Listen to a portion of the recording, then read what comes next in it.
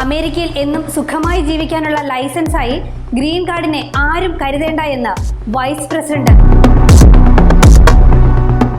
Donald Trump അധികാരമേറ്റതിനു ശേഷം അമേരിക്കയിലെ പല ഇന്ത്യക്കാരെയും വേട്ടയാടുന്ന ഒരു ചോദ്യമുണ്ട്. തങ്ങൾക്ക് ഗ്രീൻ കാർഡ് നഷ്ടമാകുമോ?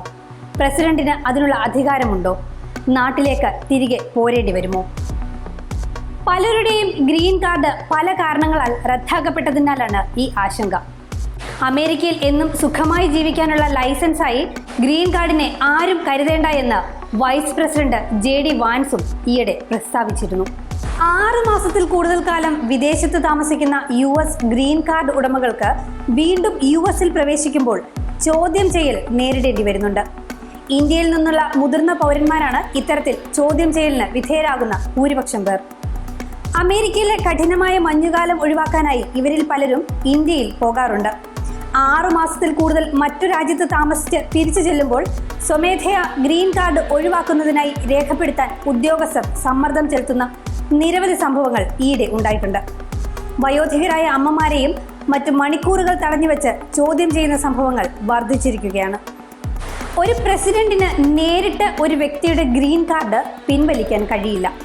എന്നിരുന്നാലും ഭരണകൂടത്തിന്റെ നയങ്ങളും മുൻഗണനകളും ചിലപ്പോൾ പ്രശ്നം സൃഷ്ടിച്ചേക്കാം. സങ്കീർണമായ കുടിയേറ്റ ചരിത്രമുള്ള ഗ്രീൻ കാർഡ് ഉടമകൾ ഒന്ന് കരുതിയിരിക്കുന്നത് നല്ലതാണ്. US കുടിയേറ്റ നിയമത്തിലെ പബ്ലിക് ചാർജ് ചട്ടത്തിന്റെ വിപുലീകരണം ട്രംപിന്റെ ഏറ്റവും വിവാദപരമായ നീക്കങ്ങളിൽ ഒന്നാണ്. കുടിയേറ്റക്കാർ സർക്കാർ സഹായത്തെ ആശ്രയിക്കാൻ സാധ്യതയുണ്ടോ എന്ന് ഇത് വിലയിരുത്തുന്നു. അതിന്റെ അടിസ്ഥാനത്തിൽ പുതിയ അപേക്ഷകരെ പരിമിതപ്പെടുത്താനും സ്റ്റാറ്റസുകൾ ക്രമീകരിക്കാനും ഇത് ഉപയോഗിക്കുന്നു. നിരവധി ഗ്രീൻ കാർഡ് ഉടമകൾ ഇത് തങ്ങൾക്കെതിരെ ഉപയോഗിക്കുമെന്ന് ഭയപ്പെടുന്നു. നിലവിലെ ഗ്രീൻ കാർഡ് ഉടമകൾക്ക് സാങ്കേതികമായി ഇത് ബാധകമല്ലെങ്കിലും ഈ നിയമം ആശങ്കയ്ക്കും ആശയക്കുഴപ്പത്തിനും കാരണമായിട്ടുണ്ട്. ഗ്രീൻ കാർഡ് ഉടമകളുടെ മുൻകാല രേഖകൾ തീവ്രമായ പരിശോധനയ്ക്ക് വിധേയമാക്കിക്കൊണ്ടിരിക്കുകയാണ്.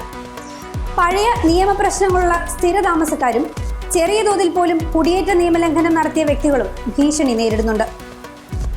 ക്രിമിനൽ കുറ്റങ്ങൾ ചാർത്തിയിട്ടുള്ളവർ, ഗ്രീൻ കാർഡ് കിട്ടാനായി തട്ടിപ്പ് നടത്തിയവർ, ദീർഘകാലമായി ഹാജരാവാതെ US റെസിഡൻസി ഉപേക്ഷിച്ചവർ തുടങ്ങിയവരുടെ ഗ്രീൻ കാർഡ് റദ്ദാക്കാം.